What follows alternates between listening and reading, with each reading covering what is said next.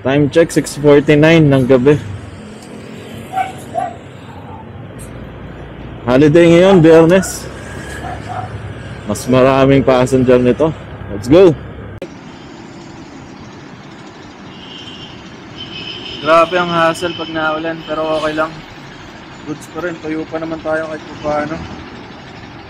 Nadarap natin yung yung first passenger natin dito sa Double Dragon galing ng Imus, di ba? Paldo.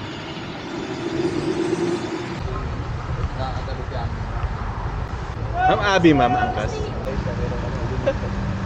Pasak na nga siya eh. Pag non-stop yung booking.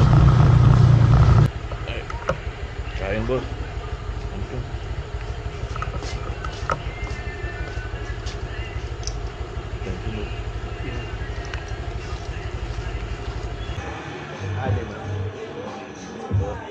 Kung gusto nyo shower cap?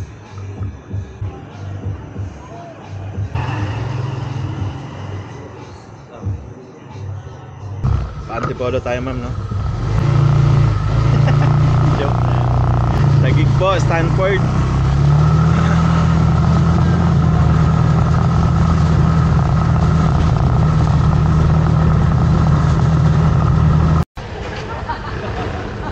Pasampalok boss, no?